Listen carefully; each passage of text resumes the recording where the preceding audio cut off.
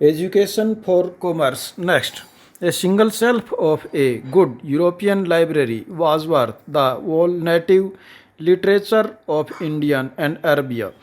He urged that the British government in India stop wasting public money in promoting Oriental learning, for it was of no practical use. Next, with great energy and passion, Macquarie emphasized the need to teach the English language. He felt that knowledge of English would allow Indian to read some of the finest literature the world had produced.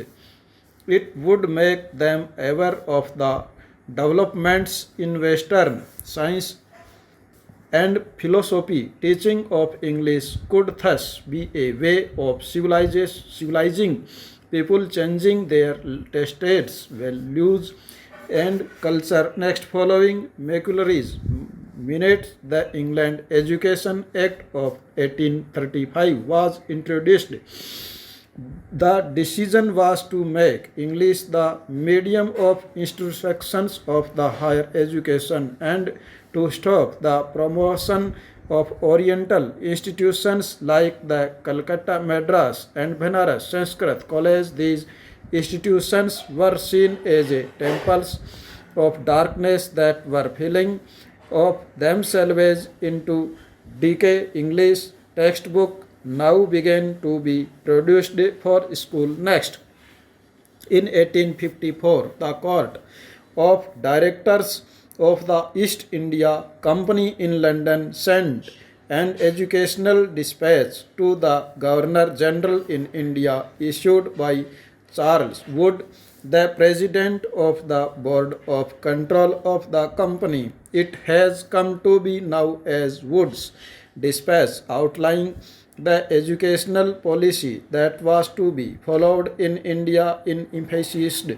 once again the practical benefits of a system of European learning as opposed to Oriental knowledge. Next, one of the practical uses the dispatch pointed to was economic. European learning, he said, would enable Indians to recognize the advantage that flow from the expansion to trade and commerce and make them see the importance of developing the resources of the country.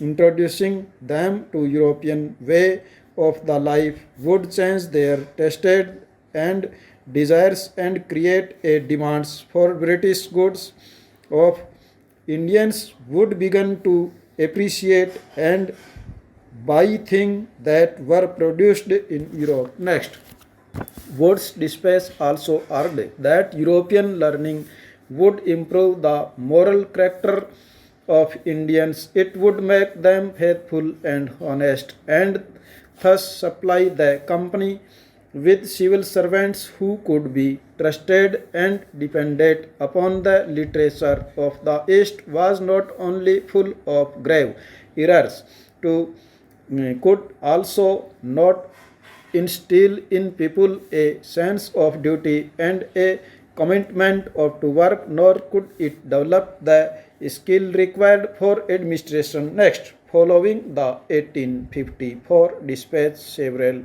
measures were introduced by the British education departments of the government were set up to extend control over all matters regarding education. Next, steps were taken to establish a system of university education in 1857 while the sepoys rose in revolt in Meerut and Delhi.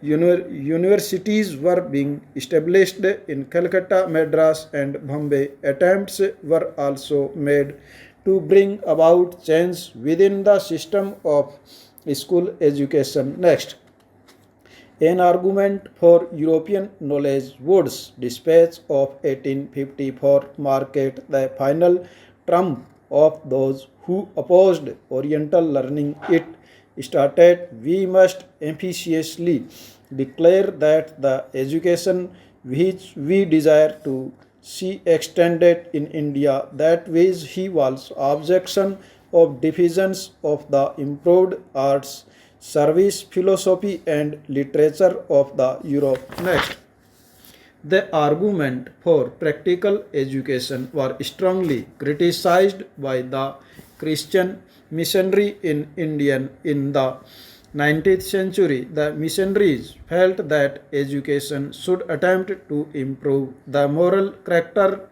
of the people, and morality could be improved only through Christians education. Until 1813, the East India Company was opposed to missionary activities in India. It feared and missionary activities would provoke reaction amongst the local population and make them suspicious of British presence in India. Unable to establish an institution within British controlled territories, the missionaries set up a mission to Sirpur in area under the control of the Danish East India Company. A printing press was set up in 18 and a college established in 1818.